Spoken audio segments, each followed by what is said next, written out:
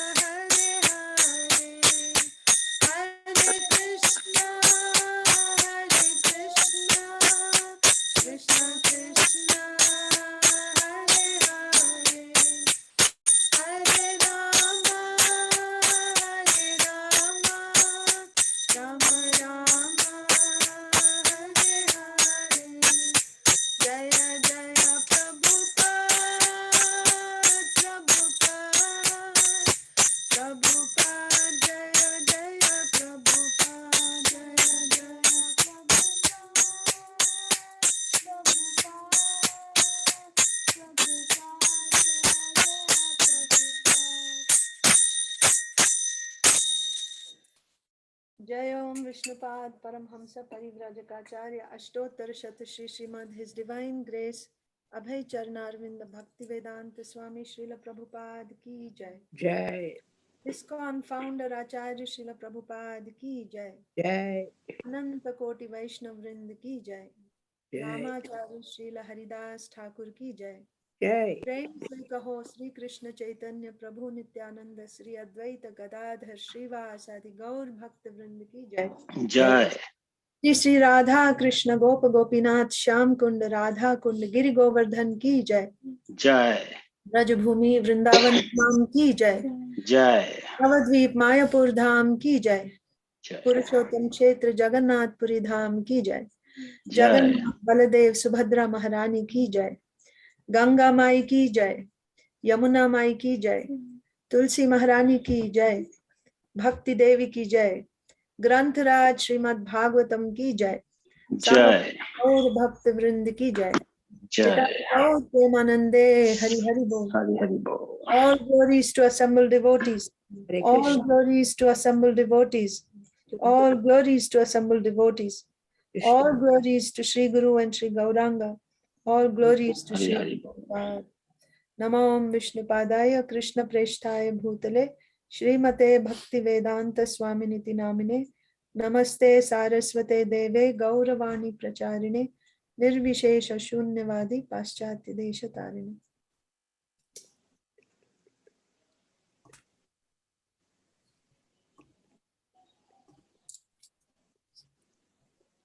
Is the font big enough for everyone? Is it okay? Vindyavali Mataji, is it okay? Little bit, you can make it. I have my book here. Anyway. Yeah, that's good.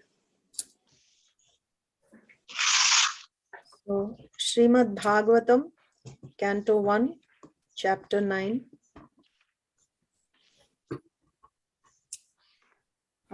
The passing away of Bhishma Dev. Text 8. Om Namo Bhagavate Vasudevaya. Om Namo Bhagavate Vasudevaya. Om Namo Bhagavate Vasudevaya. Om Namo Bhagavate Vasudevaya. Om Namo Bhagavate Vasudevaya. Om Namo Bhagavate Vasudevaya.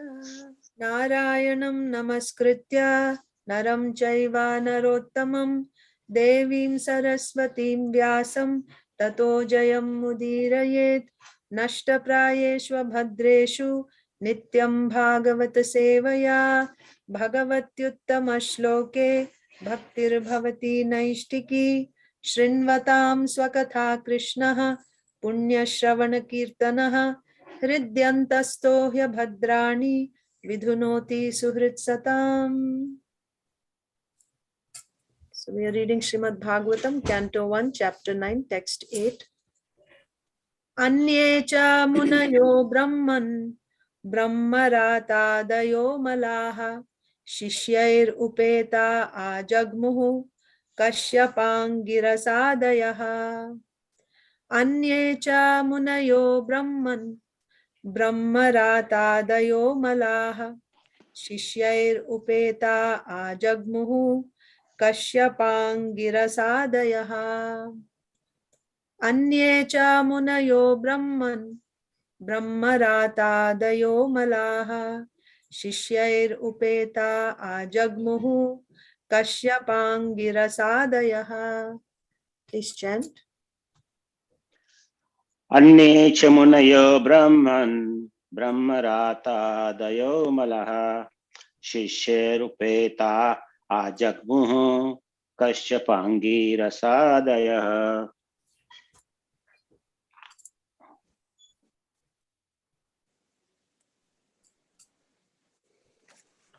Anye cha munayo brahman brahmaratadayo mala shishye rupeta ajagmu kashyapangirasadhaya.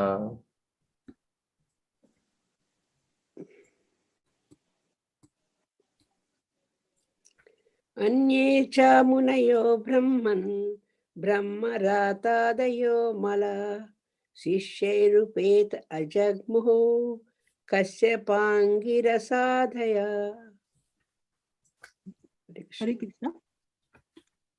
Anye cha muniyo brahman brahmarata dayo malaha shishyer upeta ajagmuhu kashyapangir asadaya.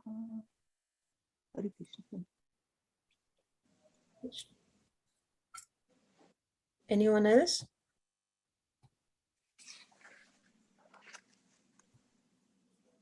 Okay, we'll do word to word translation.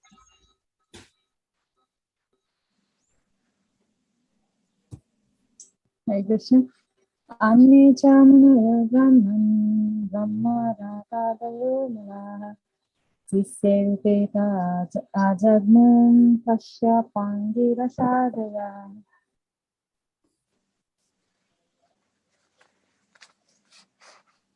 Thank you. Mataji, Danatman Malavashi. Anye cha munayo brahman brahmaratadayo malaha shisherupeta ajagmuhu Kashyapangirasadaya. Hare Krishna.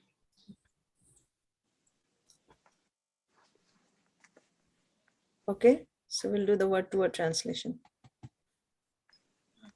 Let me. Small. Okay, I think that's good. Anye, many others. Cha, also. Munayaha, sages. Brahman, O Brahmanas. Brahmarata, Sukadev Goswami. Adayaha, and such others. Amalaha, completely purified. Shishyaihi, by the disciples. Upetaha, accompanied. Ajagmuhu, arrived. Kashyapa, Kashyapa. Angirasa, Angirasa. Adayaha, others. Translation and purport by His Divine Grace, A.C. Bhaktivedanta Swami Srila Prabhupada. Srila Prabhupada ki jai. Translation. And many others like Sukadev Goswami and other purified souls, Kashyapa and Angirasa and others, all accompanied by their respective disciples, arrived there. Purport. Sukadev Goswami, Brahmarata, the famous son and disciple of Sri Vyasdev, who taught him first the Mahabharata and then Srimad Bhagavatam. Sukadev Goswami recited 1,400,000 verses of the Mahabharata in the councils of the Gandharvas, Yakshas, and Rakshasas, and he recited Srimad Bhagavatam for the first time in the presence of Maharaj Parikshit. He thoroughly studied all the Vedic literatures from his great father. Thus, he was a completely purified soul by dint of his extensive knowledge in the principles of religion. From Mahabharat Sabha Parva 411, it is understood that he was also present in the royal assembly of Maharaj Yudhishthir and at the fasting of Maharaj Parikshit. As a bona fide disciple of Sri Vyasdev, he inquired from his father very extensively about religious principles and spiritual values. And his great father also satisfied him by teaching him the yoga system by which one can attain the spiritual kingdom. The yoga system by which one can attain the spiritual kingdom. The difference between fruitive work and empiric knowledge. The ways and means of attaining spiritual realization. The 4 ashrams, namely the student life, the householder's life, the retired life, and the renounced life. The sublime position of the Supreme Personality of Godhead. The process of seeing him face to face. The bona fide candidate for receiving knowledge. The consideration of the 5 elements. The unique position of intelligence, the consciousness of the material nature and the living entity, the symptoms of the self-realized soul, the working principles of the material body, the symptoms of the influential modes of nature, the tree of perpetual desire, and psychic activities. Sometimes he went to the sun planet, with the permission of his father and Naradji. Descriptions of his travel in space are given in the Shanti Parva of the Mahabharata 332. At last, he attained the transcendental realm. He is known by different names like Araneya, Arunisutta, Vaiyasaki, and Vyasatmaja. Kashyapa. One of the Prajapatis, the son of Marichi, and one of the sons-in-law of Prajapati Daksha. He is the father of the gigantic bird Garuda, who was given elephants and tortoises as eatables. He married 13 daughters of Prajapati Daksha, and their names are Aditi, Diti, Danu, Kashta, Arishta, Surasa, Ila, Muni, Krodhavasha, Tamra, Surabhi, Sarama, and Timi. He begot many children, both demigods and demons, by those wives. From his first wife Aditi, all the 12 Adityas were born. One of them is Vamana, the incarnation of Godhead. This great sage Kashyapa was also present at the time of Arjun's birth. He received a presentation of the whole world from Parashuram, and later on he asked Parashuram to go out of the world. His other name is Arishtanemi. He lives on the northern side of the universe. Angirasa.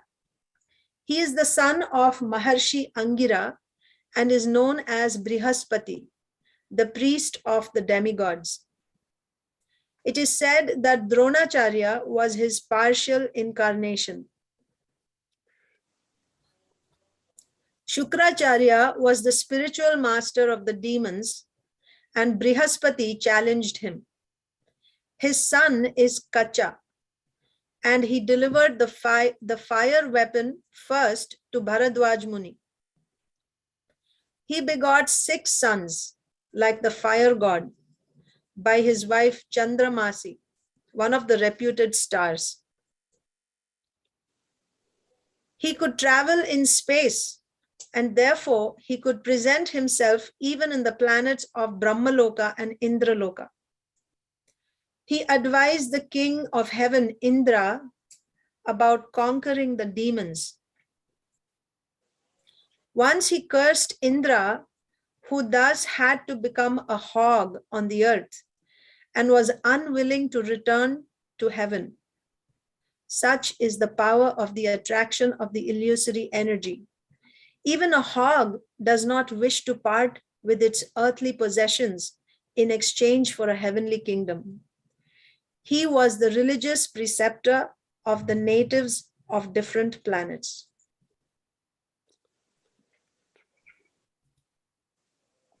Anyecha munayo brahman brahmarata dayo malaha shishyair upeta ajagmuhu kashyapangira sadayah. Om Agyana Timirandhasya Gyananjana Salakaya Chakshurunmilitam Yena Tasmai Sri Gurave Namaha. Sri Chaitanya Manobhishtam Sthapitam Yena Bhutale Swayam Rupaha Kada Mahyam Dadati Swapadantikam Vandeham Sri Guru Sri Yuta Padakamalam Sri Gurun Vaishnavamscha Sri Rupam Sagrajatam Sahagana Raghunathanvitam Tam Sajivam Sadvaitam Savadhutam Parijana Sahitam Krishna Chaitanya Devam Sri Radha Krishna Padan Sahagana Lalita Sri Vishakhanvitamscha.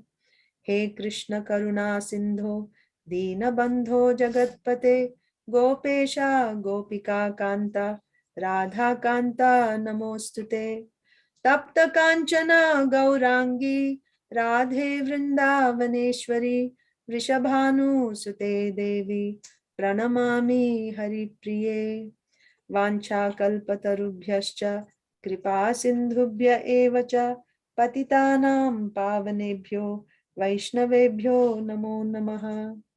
Sri Krishna Chaitanya Prabhu Nityananda Sri Advaita Gadadhar Shrivasadi Gaura Bhakta Vrinda.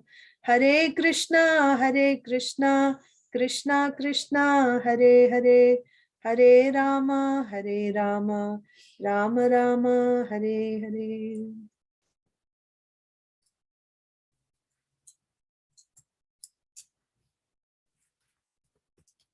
Hare Krishna.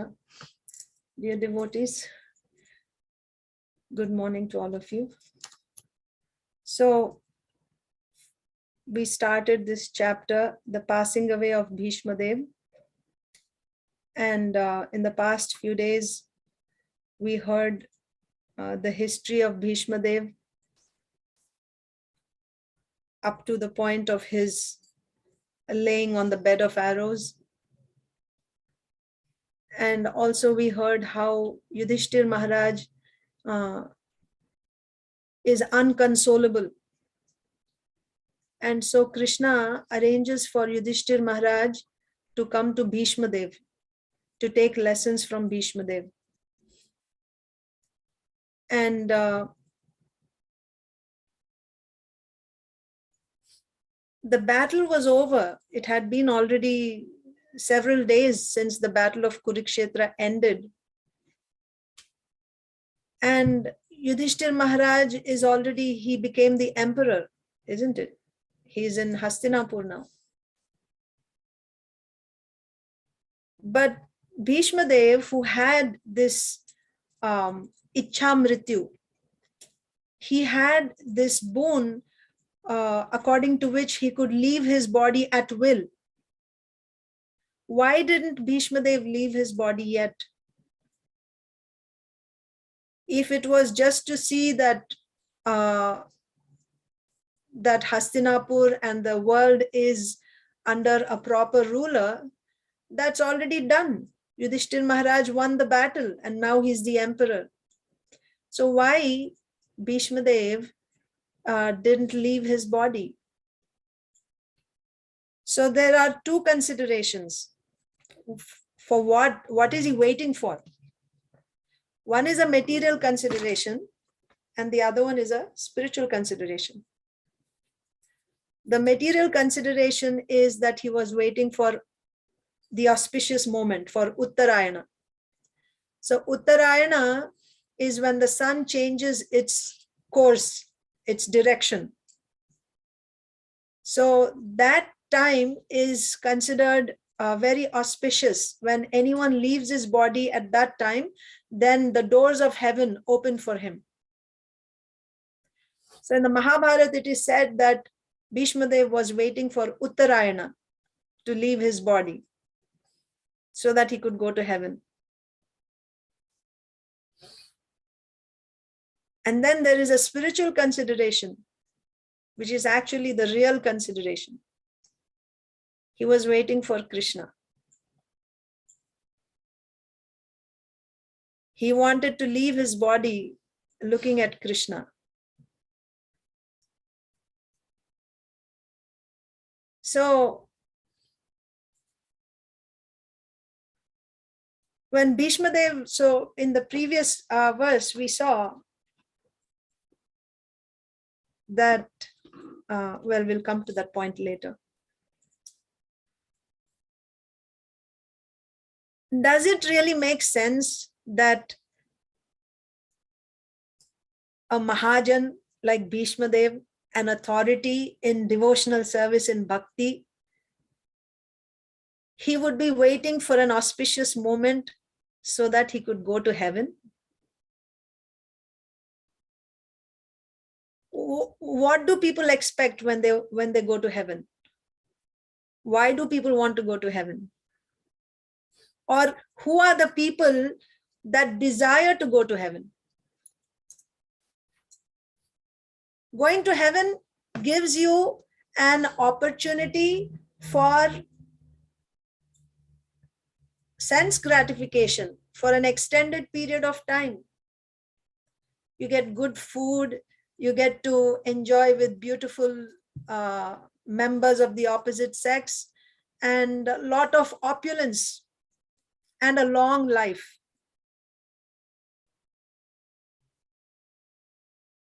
Enjoyment, material enjoyment. So who would be asking for these things?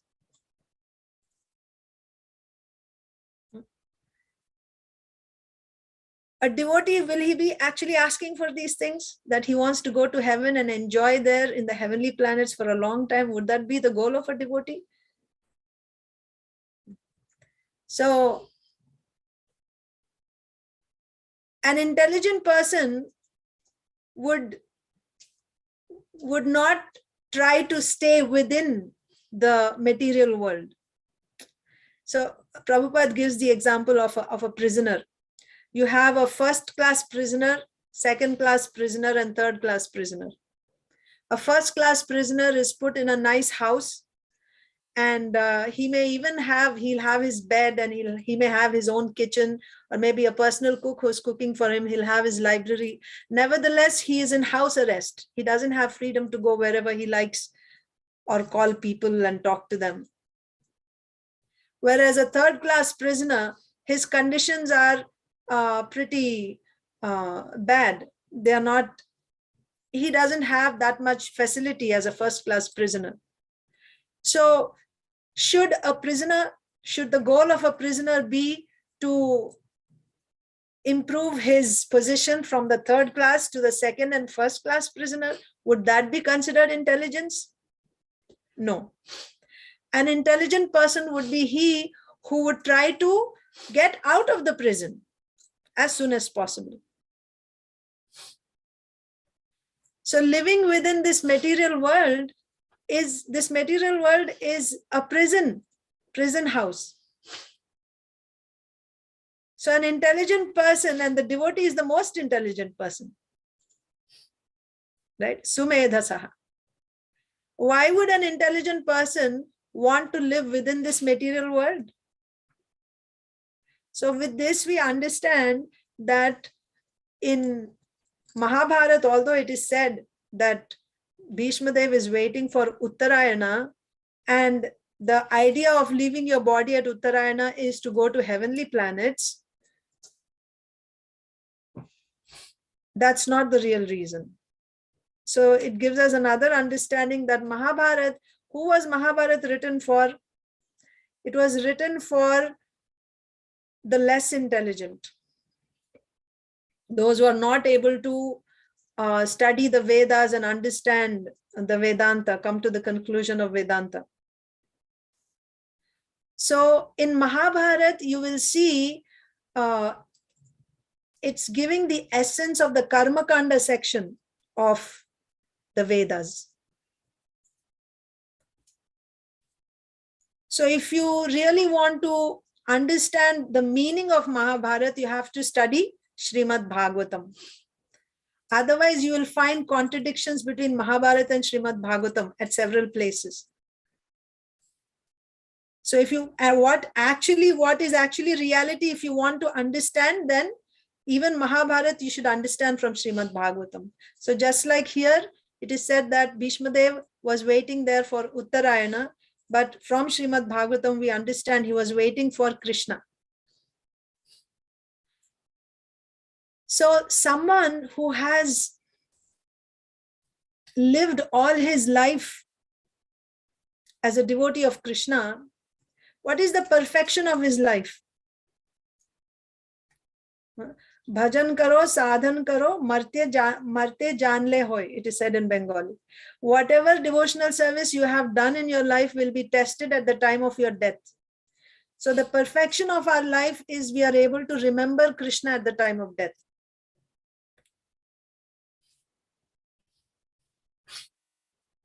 And for a person who actually lives his life in devotional service, even if he is not able to remember Krishna, because it's very difficult, the time of death is very difficult. All the holes of the body, they're all blocked by mucus. There's difficulty in breathing. The throat is choked up, so you're not able to speak anything. And your mind is completely bewildered because of severe pain and anxiety. And you don't know what's going to come next. And you have to live everything that you're holding on to. So it's a very difficult situation, both mentally, emotionally, physically, on all levels. So what are the chances that somebody may remember the Supreme Lord at that time? So King Kulashekara, he's praying, my Lord, I won't be able to remember you at that time. So please let me leave my body now when I'm healthy and strong, when I'm able to remember you, when I'm able to chant your holy name. Take me now. But actually for a devotee, one who has actually lived his life in devotional service, it is not like that. It is seen again and again that a devotee leaves his body very peacefully. A devotee leaves his body remembering Krishna. Because even if he is not able to remember Krishna, Krishna makes the arrangement for him to remember him. Krishna personally comes in front of the devotee. Ajamil was not even a devotee, but he chanted the name of the Lord. And the Lord sent his agents. At the time of death, the Yamadutas had come for him. They were pulling out his soul from his body. He was in such great anxiety, fear. And immediately the Vishnudutas came and stopped the Yamadutas and saved him from that fearful condition. Why? Because he chanted the holy name of the Lord.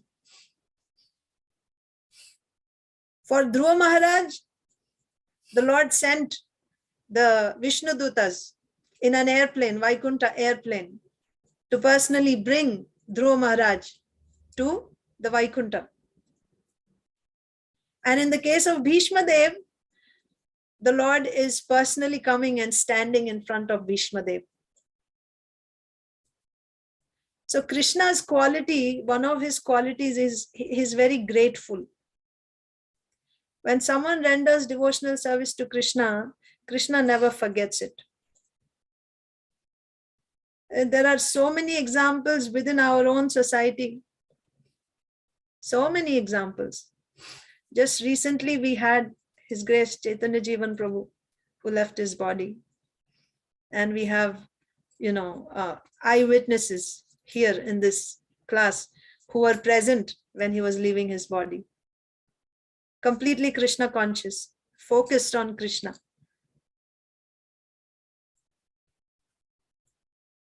Srila Prabhupada, when Srila Prabhupada left his body,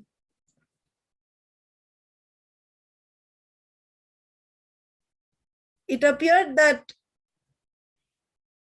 Srila Prabhupada was not, they couldn't even tell when Srila Prabhupada actually left the body. He was completely peaceful. I'm saying from the words of His Holiness Bhakti Charu Maharaj. Bhakti Charu Maharaj was personally present there, and I heard his lecture. Maharaj said that we couldn't even tell when Srila Prabhupada left. He was completely peaceful. Krishnadas Babaji Maharaj was standing nearby. And he pointed out, see, he's chanting, he's chanting. So then when they closely observed, they saw Srila Prabhupada's lips were moving very rhythmically. They couldn't hear, they couldn't see, but when they noticed closely, they saw he was constantly chanting. Then Maharaj quotes another devotee from London. She had cancer and, she went through treatment and all that. And finally, the doctor said she had 7 days left. So Maharaj was in, His Holiness Bhakti Charu Maharaj was here in US at that time, and she was in London. So she called him. They arranged for her to talk to him over the phone. And she said, I had a dream yesterday that you came to see me. Actually, she was in Mayapur before that. She didn't want to go, but her family was in great anxiety that she's not getting any treatment here. Her condition is going to worsen. Please ask her to go back to London for treatment. She didn't want to go. She wanted to just leave her body in Mayapur. But His Holiness Bhakti Charu Maharaj ordered her, no, you should go back. And after your treatment, then you can come to Mayapur. So on his order, she went back. And then actually her condition worsened. And then they gave her, the doctor said she had 7 days. And that's when she talked to Maharaj over the phone. And Maharaj came. He was actually busy here at that time, but he went to London to see her. And she expressed her desire to go to Mayapur. And Maharaj was really thought that he will make that arrangement for her. And then he thought, but in Mayapur, you don't have, this was in the year 2005. So the facilities were not, like we have today. Even I went there in 2007 and we didn't even have proper internet. We had to go, we had one place where you have to go, like an office. And even there, it was not a very, you didn't have that convenience of communication. And what to speak of medical facilities and a hospital and all that, it was not there. So Maharaj thought this is not an option to take her to London, to Mayapur. So he thought maybe Vrindavan will be better. Relative to Mayapur, you have more facilities in Vrindavan. Back then they had more than in Mayapur. And all of a sudden it dawned on him, here so many devotees were coming. There was constant chanting going on. Where she was at that time was actually Vrindavan. The atmosphere was completely surcharged with Vrindavan mood. So Maharaj told her that you stay here. This is Vrindavan. Krishna is here. So many devotees who had left the movement, they were coming. And the highlight was the time, she was supposed to leave in 7 days, but she stayed for three more weeks. And so many devotees came to see. And the moment when she left her body, she was chanting on her japa beads. And at the time of death, the body becomes stiff. You cannot move your body as flexibly as you do normally. But she was chanting on her beads, and then she just picked up her beads, touched to her head, and she left her body. This is just one example. I feel very hopeful and encouraged when I see how the devotees of the Lord leave their bodies. Srila Bhakti Tirtha Maharaj's lectures are there about how devotees die to live. For devotees, death is not the end. It's not like saying goodbye. No, they leave, they depart in order to connect in a deeper way. For devotees, departure is victory. It's jai. They have become victorious. They're going back to Krishna. They have lived their lives in Krishna consciousness. So when such a devotee is leaving his body, and Krishna is personally coming for such a devotee. There's another example from Chaitanya Charitamrita. When Haridas Thakur, when he was leaving his body, Mahaprabhu came, and not just Mahaprabhu, he brought a whole party, Kirtan party. All the devotees performed a tumultuous Kirtan. And Haridas Thakur was holding the lotus feet of Chaitanya Mahaprabhu to his heart, gazing at the moon-like face of Chaitanya Mahaprabhu and chanting Sri Krishna Chaitanya, Sri Krishna Chaitanya, Sri Krishna Chaitanya, and he left. And seeing the glorious departure of Haridas Thakur, the perfection of his life, Mahaprabhu personally picked up this dear devotee Haridas Thakur in his own arms and he started dancing. And Mahaprabhu personally performed the last rites. He personally begged for donations. for the feast, to arrange for a feast for Haridas Thakur.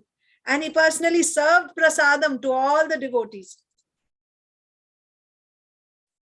So when a person lives his life in devotional service, it's always a win-win situation. It's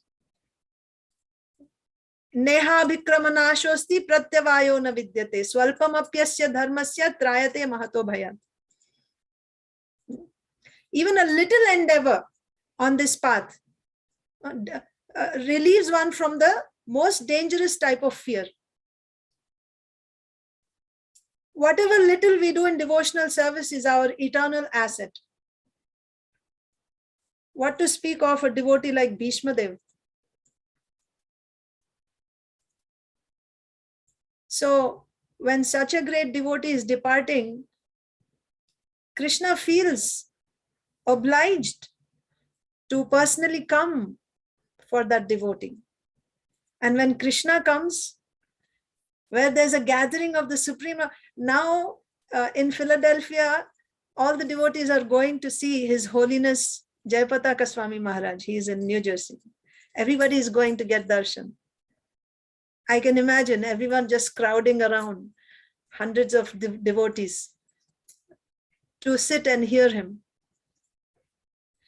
When His Holiness Bhakti Tirtha Maharaj was leaving his body, for several weeks, devotees were coming from all over the country.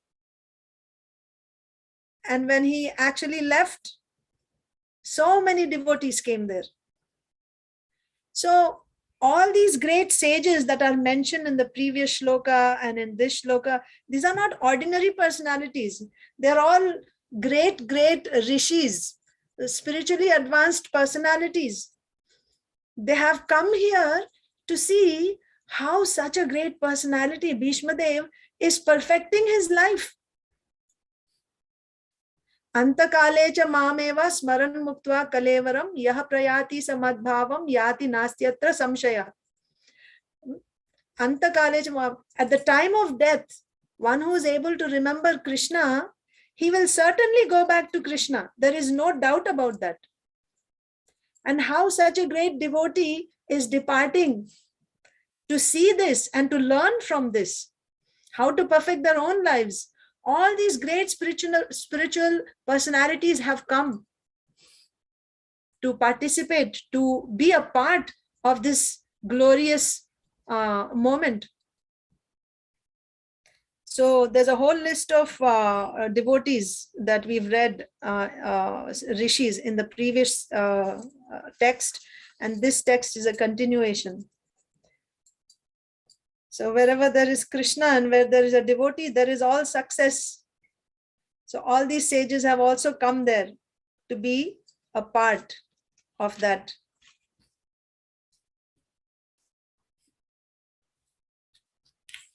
Yeah, so whatever, some points here and there, whatever I could gather, I just said. So if there's anything that the devotees here would like to add or discuss, I welcome you. Hare Krishna.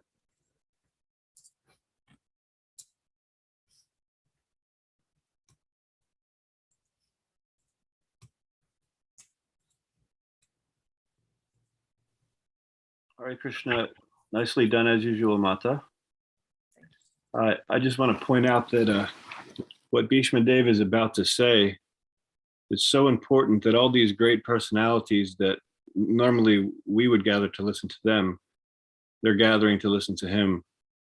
And so this is a very important verse to point that out, so we know just how important what we're about to hear it truly is. So that's always good to keep in mind. Thank you so much, Prabhuji. Yes, that's a very important point. They are not ordinary persons, all these great sages that have come, and they have come with their thousands of disciples. We are all looking forward to hear from them. We are not even qualified to come in their association and to hear from them. We can't even see them if they're here. And they have come to hear from Bhishma Dev. So how important it must be what Bhishma Dev is going to speak. Yes, thank you.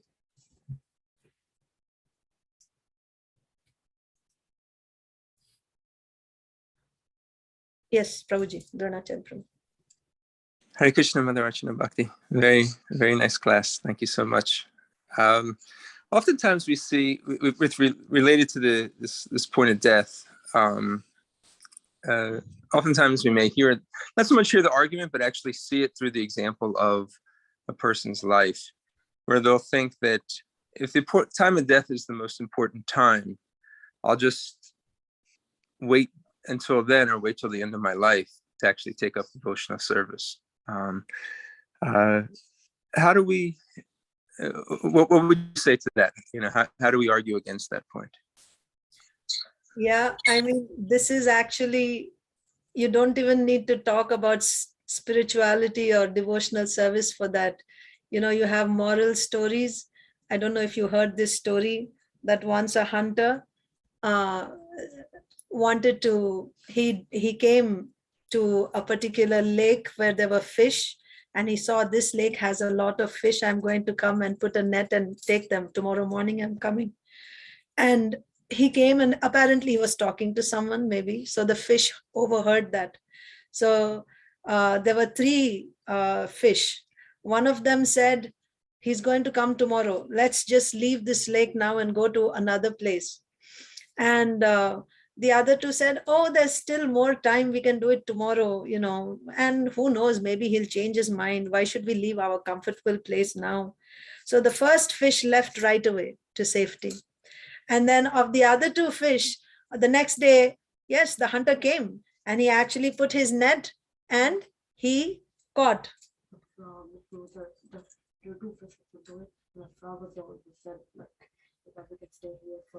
Oh, okay. So then the other fish, when the hunter caught him, at that moment, he had to think quickly what to do. So the second fish, he pretended that he was dead.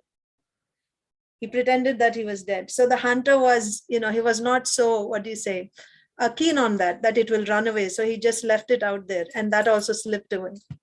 But the third one, who was so lazy, he just got caught. He didn't do anything. He didn't do anything about it. He just got caught and he got killed. So, I mean, how can you convince a foolish person? Right? How do you convince a foolish person? An intelligent person, in Hindi they say, akalmand ko ishara kafi hai. That means for an intelligent person, a small hint is sufficient. He'll just take the hint. But if you're thinking that in my old age, at the time of death, I'm going to think of Krishna, what are the odds? You will think of what you have been thinking of all your life. So if all my life I've been thinking about how to earn money, how to become more successful in this world, what are the chances that at the time of death, now when everything is good, my health is fine, and I don't have serious problems, if I'm not able to think of Krishna now, how do I expect to think of Krishna when my voice is choked up and all my holes are blocked? How will I think of Krishna at that time? So yeah, how will you argue with such a person? I mean, Maharaj says we can only somehow or other, we should only feel sorry for that person. How do we convince him? You have to fly your own airplane. You have to help yourself. No one can help you. So we can take the help from others, but ultimately we have to take that step.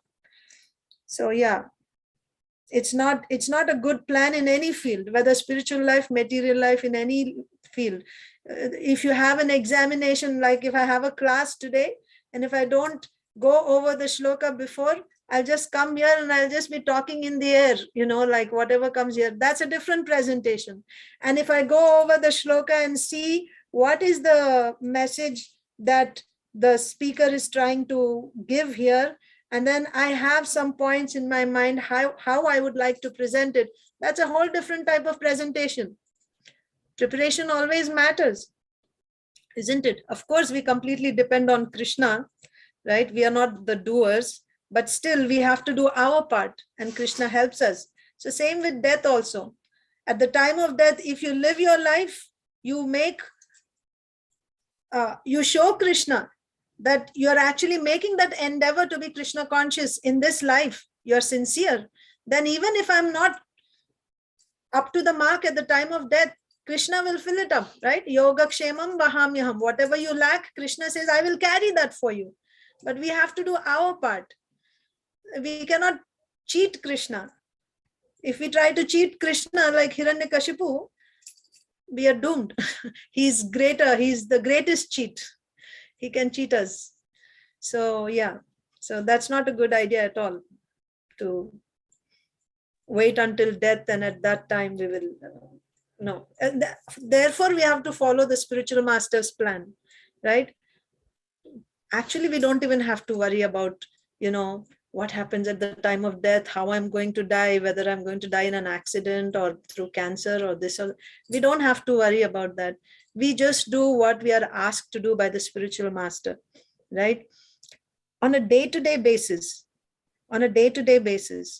And if we are more advanced, even on a moment-to-moment basis, try to be Krishna conscious. That's within our capacity. And then leave it in Krishna's hands. That is a sign of sincerity.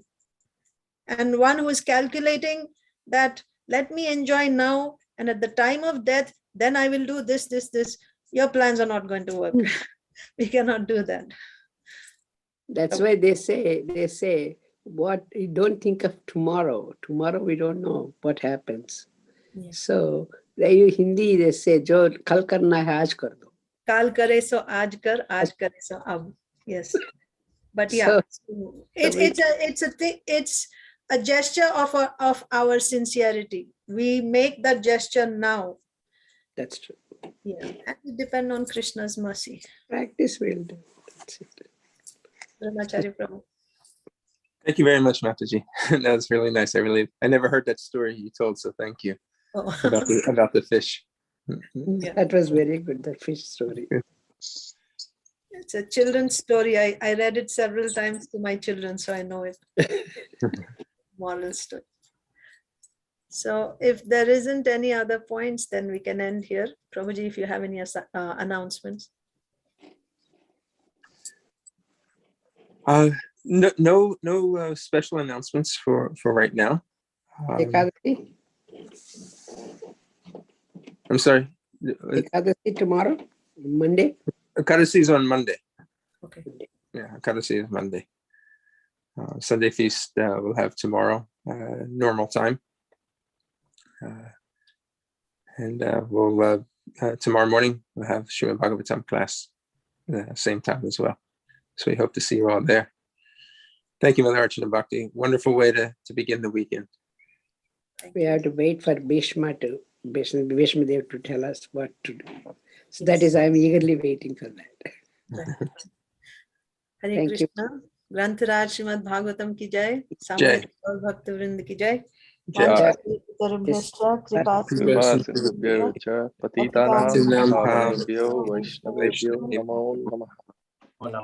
Ananta Koti Vaishnavrinda ki jai. Jai. Hare Krishna.